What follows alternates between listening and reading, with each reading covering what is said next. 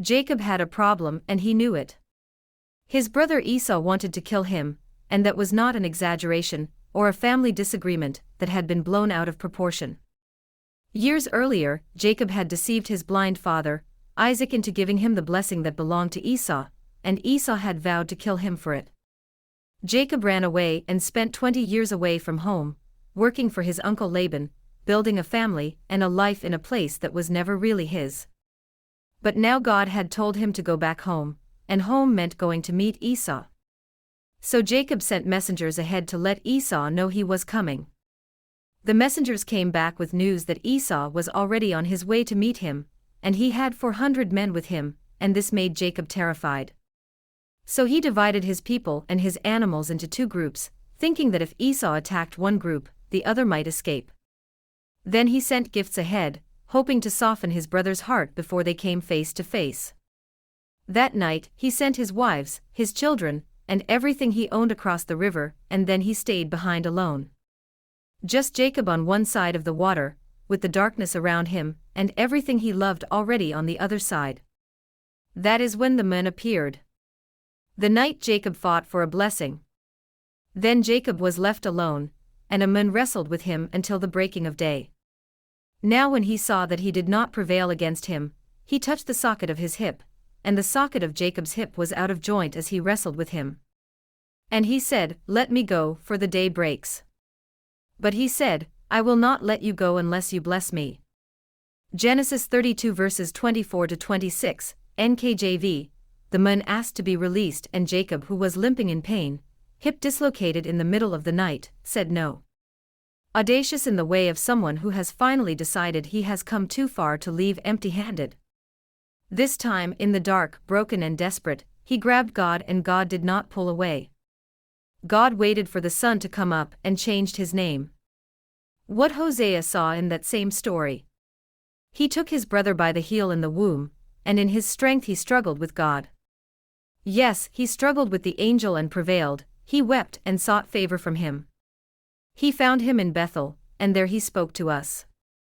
Hosea 12 verses 3 to 4, NKJV. Hundreds of years later, Hosea described Jacob in two words that do not usually appear together: he prevailed and he wept. He prevailed because he would not let go. He wept because he knew what he was holding. Jacob did not approach God with confidence and a polished prayer, but with tears and a locked grip. And Hosea adds something easy to miss: there he spoke to us, not just to Jacob, but to us.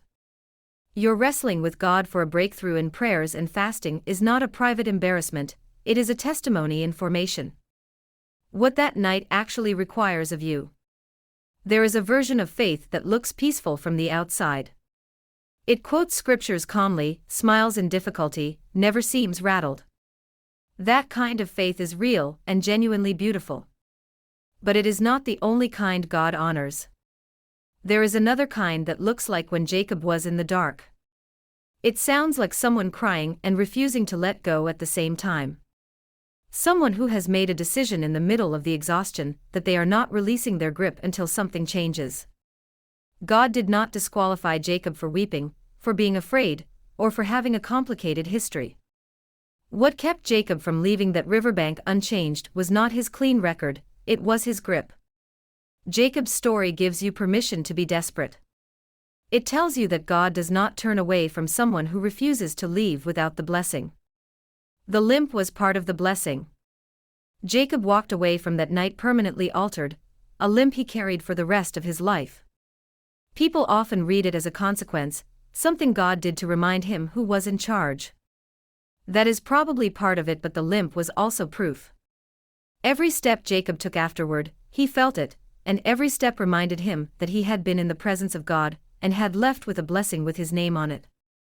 The hardest seasons you survive will leave a mark too. That is not a sign something went wrong. It is evidence that something real happened. You were not built to quit on God at midnight. There are things God releases only in the wrestling. Not because He is withholding them to be cruel, but because some blessings are only given to people who have decided they want them badly enough to stay in the fight. Some names are only changed at dawn after a night of holding on, after a night of intense battle, like the case of Jacob. You are never bothering God when you keep asking. Jacob held on all night and God did not get tired of him. God waited for the right moment, then blessed him and changed his name. You were not built to quit on God at midnight. The morning is not a metaphor, it is a promise, and it is coming, so keep your grip, and do not let go. Jacob left that riverbank with a new name, his walking changed, and the blessing he had refused to leave without.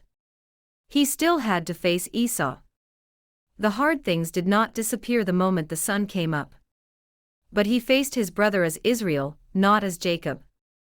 The wrestling had done something in him that nothing else could have produced.